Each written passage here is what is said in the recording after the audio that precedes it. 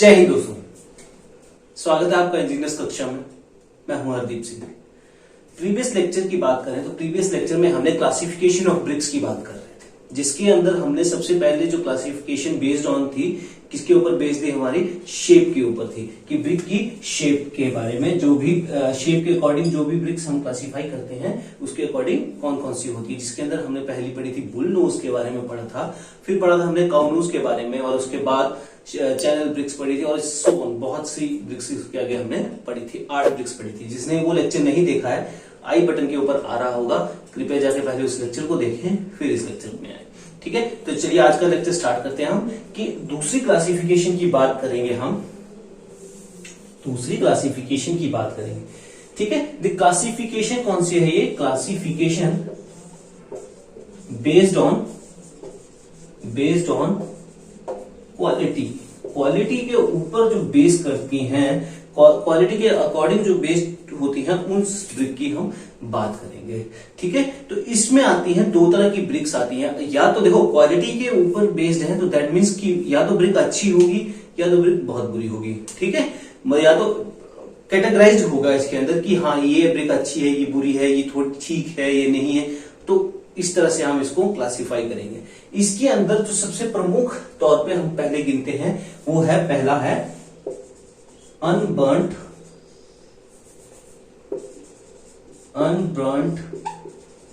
Brick की बात करेंगे। ठीक है, और दूसरी जो ब्रिक की बात करेंगे दैट इज बर्न्ट ब्रिक। कौन सी ब्रिक? बर्न्ट ब्रिक की बात करेंगे। ठीक है, सबसे पहले किसकी बात होगी? यहाँ पे बात होगी अनबर्न्ट की, और दूसरी बात होगी बर्न्ट ब्रिक की। देखो अनबर्न्ट ब्रिक को दूसरे नाम से भी जाना जाता है। ठीक है, कौन किस नाम से जानते हैं ये देखते हैं। ठीक है, पहला है आपका अनबर्न्ट ब्रिक। ठीक है, इसको दूसरे नाम से किससे जानते हैं? वो है sun dried brick. Sun dried brick. ठीक है, अब इसके नाम से आपको क्लियर हो रहा होगा, इसके नाम से क्या क्लियर हो रहा होगा, ये जो ब्रिक है वो ब्रिक क्या है? सूरज की तपस में ये ब्रिक जो है वो सूखती होगी। ठीक है, मतलब सन ड्राइड ब्रिक। मतलब क्या करते हैं, जैसे हमने प्रिपरेशन ऑफ क्ले की थी, उसके बाद हमने उसको क्या किया था? मोल्ड किया था। मोल्ड करने के बाद उसको किस प्रोसेस में ले गए थे? हम ड्राइंग प्रोसेस में ले गए थे। ठीक है, यहाँ पे ये बात हो रही है उसी ब्रिक की, जो ब्रिक कैसे मोल्ड करने के बाद, जो ब्रिक मोल्ड करने के बाद कहां पे रख दिया उसको? सन की इसमें हीट में उसको क्या करने दिया था? हमने ड्राई करने रख दिया था। वो ब्रिक कौन सी है? अनबर्न्ड ब्रिक है, क्योंकि उसको हमने क्या किया है? पकाया नहीं है, जलाया नहीं है। ठीक है, तो ये कौन सी होगी? आपकी अनबर्न्ड ब्रिक होगी। इसकी कंप्रेसिव स्ट्रेंथ की बात करें तो हमने पिछले लेक्चर में भी पढ़ा था कंप्रेसिव स्ट्रेंथ के बारे में। ठीक है, तो इसकी मिनिमम कंप्रेसिव स्ट्रेंथ कितनी होती थी हमारी? 35 किलो पर सेंटीमीटर क्यूब की होती थी। ठीक है, इससे मिनिमम कंप्रेसिव स्ट्रेंथ हमारी ब्रिक की नहीं होनी चाहिए। और इस ब्रिक को जो सन ड्राइड ब्रिक है या अनबर्न्ट ब्रिक है, उसे हम मड ब्रिक भी बोलते हैं, उसे हम मड ब्रिक भी बोलते हैं। ठीक है, समझ में आया? इस ब्रिक को हम क्या बोलते हैं? मड ब्रिक भी बोलते हैं। जिसकी कंप्रेसिव स्ट्रेंथ कितनी होती है? 35 किलोग्राम पर सेंटीमीटर क्यूब से कम नहीं होनी चाहिए।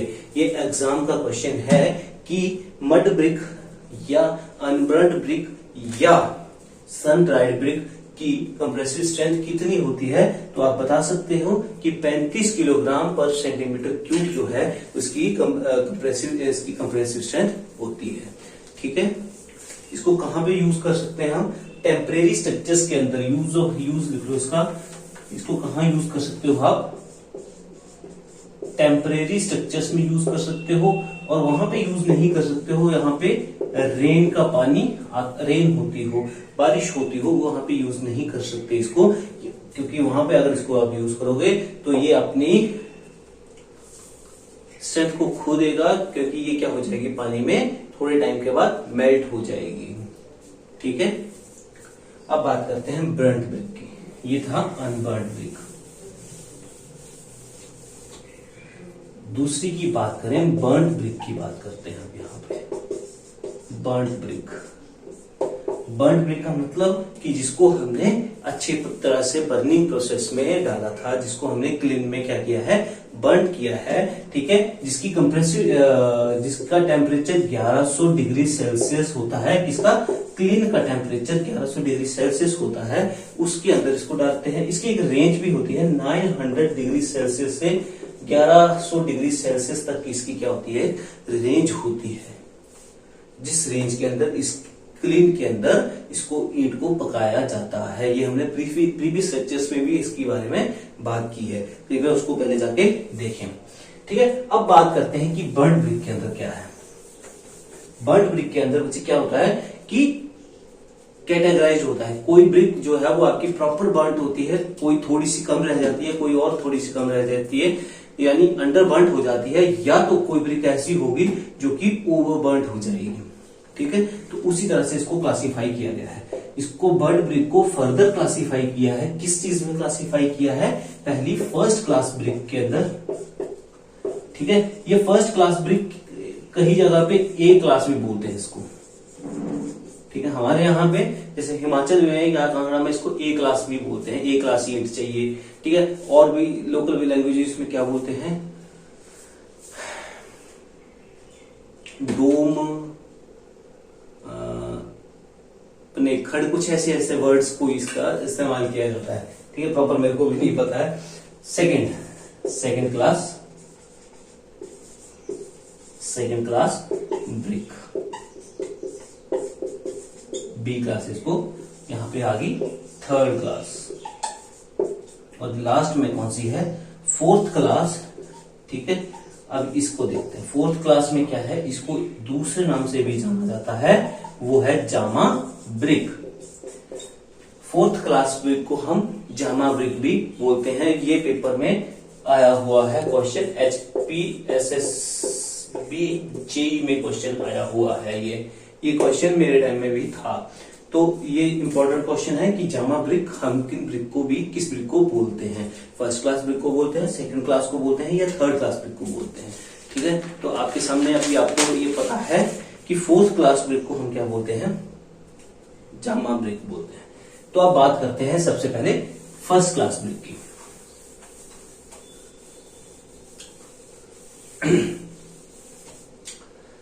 First class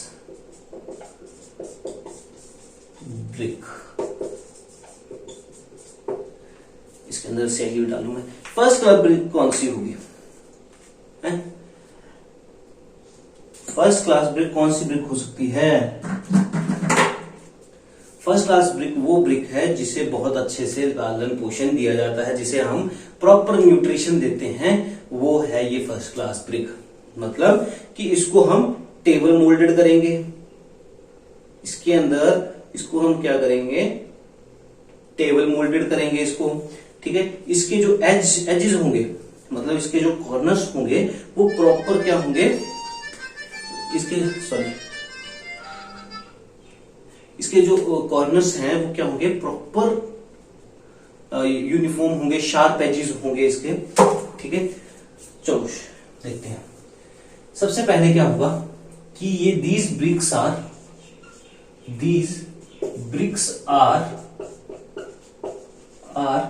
table moulded, these bricks are table moulded. इसको हम क्या करेंगे, टेबल पे मोल्ड करेंगे, ठीक है। मतलब एक टेबल हमने पढ़ा है, मोल्डिंग प्रोसेस में हमने टेबल और ग्राउंड दोनों पढ़े हुए हैं। अगर किसी को डाउट है तो वहां पे जाके देख सकता है, ठीक है। दूसरा अगर इसका पॉइंट देखें तो shape and size of the brick, shape and the size of the brick is uniform. Brick and shape and size of the brick is uniform. देखो ये है आपके पास एक ईंट, ठीक है। इसके अंदर क्या है, ये जो यहां पे ये टूट गया है क्योंकि ये बहुत टाइम से रखी हुई थी, रखे होने के कारण ये मे भी टूट गई हो। ये जो इसकी शेप है ना, इसकी शेप जिसका साइज हमने आपकी प्रीवियस लेक्चर में बात की थी, इसका साइज कितना होता है 190 mm इंटू 90 mm की बात करें, ठीक है। तो ये इसका शेप है, ये यूनिफॉर्म होना चाहिए, साइज इसका यूनिफॉर्म होना चाहिए, ठीक है। इसकी हाइट, डेप्थ, हाइट, विड्थ और लेंथ यूनिफॉर्म होनी चाहिए।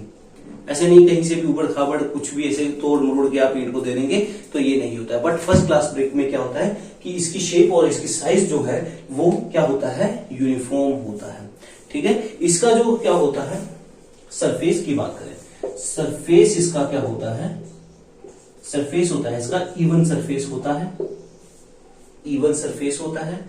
एजेस इसके क्या होते हैं, एजेस क्या होते हैं, स्मूथ होते हैं, स्मूथ एजेस होते हैं इसके।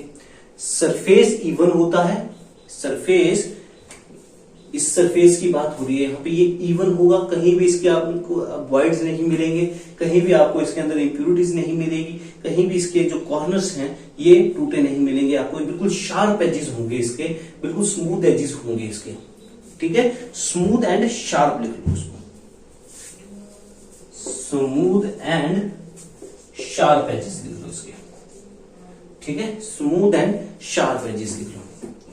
तो ये थी फिजिकल इसकी अपीयरेंस कैसी होनी चाहिए, इसकी फिजिकल अपीयरेंस के बारे में हमने पढ़ लिया है। अब बात करते हैं कि इसकी कंप्रेसिव स्ट्रेंथ कितनी होनी चाहिए। ये जो कंप्रेसिव स्ट्रेंथ है ये प्रीवियस लेक्चर्स में भी हमने, जब हमने टेस्ट किए थे, टेस्ट वाले लेक्चर्स में भी हमने इसको कंप्लीट किया है, वहां पे जाके आप देख सकते हो इसकी कंप्रेसिव स्ट्रेंथ जो है, इसकी जो कंप्रेसिव स्ट्रेंथ है वो कितनी होनी चाहिए, 140 इसकी ये कंप्रेसिव स्ट्रेंथ होनी चाहिए। वाटर एब्जॉर्प्शन टेस्ट की बात करें, वाटर एब्जॉर्प्शन टेस्ट की बात करें तो ये कितना सोखना चाहिए अपने ड्राई वेट से, ड्राई वेट से कितना, 20%। ये दोनों क्वेश्चन है पेपर में आने वाले, ये दोनों क्वेश्चन जो है वो पेपर में आ सकते हैं आपके, तो इन क्वेश्चन को जरा ध्यान से। अब इसको देखते हैं कि यूज कहां कर सकते हैं। देखो इसको यूज वहां पे कर सकते हैं हम जहां पे जैसे एक्सटीरियर वॉल है आपकी, जैसे आप चार दीवारी देते हो, या आप जो वॉल आपकी सामने अपेयर होती है, जो वॉल आपके सामने दिखाई देती है, जिस वॉल पे आप प्लास्टर नहीं करना चाहते, जिस वॉल पे आप प्लास्टरिंग नहीं करना चाहते, इस ब्रिक को आप वहां पे यूज कर सकते हैं, क्योंकि इसके अंदर वो सारी खूबियां हैं, इसकी जो अपीयरेंस है वो अच्छी है, इसके एजेस जो है वो स्मूथ शार्प एजेस हैं इसके, तो इसको आप वहां पे यूज कर सकते हैं। जैसे एक्सटीरियर वॉल पे आप इसको यूज कर सकते हैं जहां पे आपको प्लास्टरिंग नहीं करनी है, ठीक है। अब बात करते हैं नेक्स्ट, सेकेंड क्लास ब्रिक की बात करते हैं।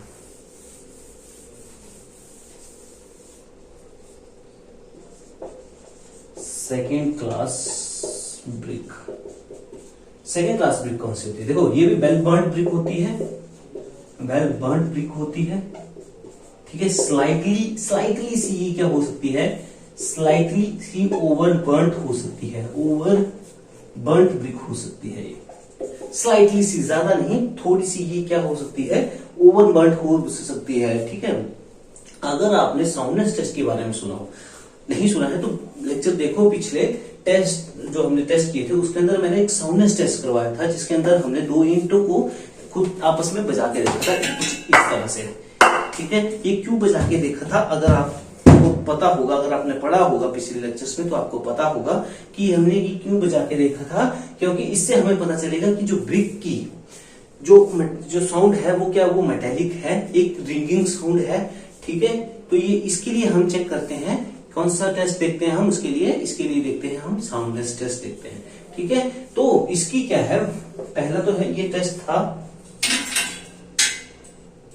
ठीक है, ये हो गया। दूसरा इसकी मेटेलिक साउंड भी होती है, इसकी मेटेलिक साउंड भी होती है, ठीक है।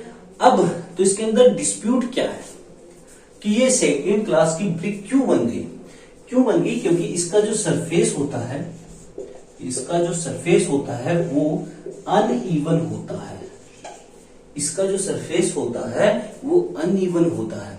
इसके थोड़े एजेस क्या हैं, एजेस क्या हैं आप इसके, स्मूथ नहीं होते हैं, शार्प नहीं होते हैं, ठीक है। इसकी जो स्ट्रेंथ है ये आपके लिए क्वेश्चन है, ठीक है, पिछले लेक्चर्स को अगर आपने नहीं देखा है तो इसको जाके देखो। इसके लिए आपको ये क्वेश्चन है कि इसकी कंप्रेसिव स्ट्रेंथ कितनी होती है।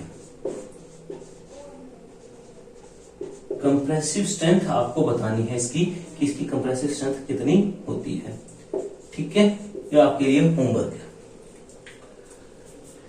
ये आपके लिए क्या है, होमवर्क है। अब इसको कहां पे यूज करते हैं? बिल्कुल देखो, बाकी सारी चीजें इसकी वैसी ही हैं, कॉम्पैक्ट भी होती है, डेंस भी प्रॉपर होती है ये। ठीक है, बाकी सारी खूबियां इसकी फर्स्ट क्लास ब्रिक की हैं, बट इसकी थोड़ी स्ट्रेंथ में वेरिएशन आएगी। ठीक है, और इसका क्या आएगा, सरफेस के ऊपर ये क्या हो जाएगी, थोड़ी सी कम, मतलब थोड़ी सी अनइवन हो जाएगी, स्मूथ एजेस नहीं होंगे इसके, जिसके कारण कि ये सेकंड क्लास ब्रिक बन जाती है हमारी। ठीक है, कंप्रेसिव स्ट्रेंथ कितनी होती है ये आपको खुद को हमें बताना पड़ेगा। इसको कहां पे यूज करते हैं? ठीक है, इसको वॉल, इंटीरियर वॉल पे यूज कर सकते हैं, जैसे इसके पीछे इसमें भी सेकंड क्लास ब्रिक यूज की हो पापा ने। ठीक है, तो इसके ऊपर हमने प्लास्टिंग कर रखी है, ये अपीयरेंस में सामने नहीं आएगी। ठीक, कोई डाउट? वहां पे इसको यूज कर सकते हैं, जैसे इंटीरियर वॉल पे, जहां पे हम इसको ऊपर क्या करेंगे, प्लास्टरिंग करेंगे। ठीक है, अब बात करते हैं चौथी, तीसरी बात करते हैं।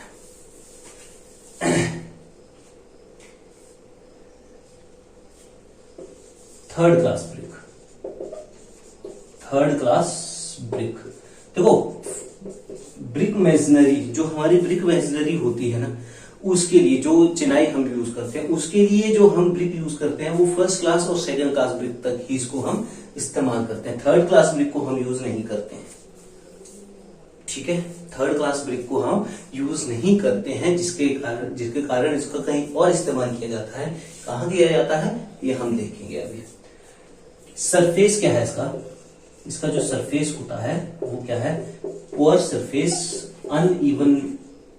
अनइवन सरफेस होता है इसका, पुअर होता है, अनइवन सरफेस होता है। इसके जो एजेस हैं, एजेस क्या है इसके, शार्प नहीं होते हैं। ठीक है, स्मूथ नहीं होते हैं, डल अपीयरेंस होती है इसकी, डल अपीयरेंस है इसकी। और क्या होता है, डल अपीयरेंस होगी, इसके एजेस स्मूथ नहीं है। फिर जब ये वाटर अब्सॉर्ब करती है, वाटर अब्सॉर्प्शन टेस्ट के अंदर इसकी 25% तक वाटर अब्सॉर्ब करती है अपने कितने से, ड्राई वेट से 25% तक आप वाटर को ये क्या करती है, अब्सॉर्ब करती है। अब इसकी कंप्रेसिव स्ट्रेंथ की बात करें तो कंप्रेसिव स्ट्रेंथ के अंदर क्या है, कंप्रेसिव स्ट्रेंथ, तो मैं साफ लिख ही देता हूं, डॉक्टरों की तरह लिख रहा हूं मैं भी। कंप्रेसिव स्ट्रेंथ की बात करें तो कंप्रेसिव स्ट्रेंथ इसकी कितनी होती है, मतलब मिनिमम तक होती है इसकी। मिनिमम मैंने आपको बताया है, IS कितना, 1077/1971।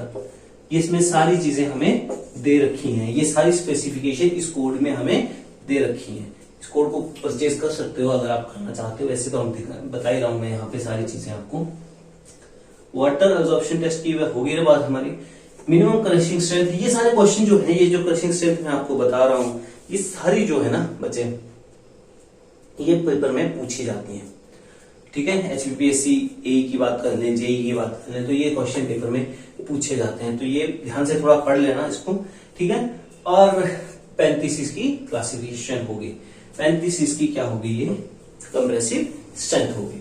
अब बात करते हैं, और दूसरा जब ये साउंडनेस टेस्ट हम इसका करते हैं ना, साउंडनेस टेस्ट करते हैं जब, तो इसके अंदर ये डल साउंड को क्या करता है, जनरेट करता है, डल साउंड इसकी जनरेट होती है। ठीक है, वाटर एब्जॉर्प्शन टेस्ट में ये 25%, ये तो हमने कर ली थी बात। ठीक है, एक और बात, इस ब्रिक के अंदर क्या होता है, क्रैक्स होते हैं। ठीक है, वॉइड्स होते हैं। ठीक है, इंप्योरिटीज होती हैं इसके अंदर, तभी इस ब्रिक को हम कहां भी यूज नहीं करते हैं, जहां पे हम इसको, जैसे मेन स्ट्रक्चर्स में इसको हम यूज नहीं कर सकते। मेन स्ट्रक्चर मतलब जैसे ये वॉल है, ये हमारा मेन स्ट्रक्चर है।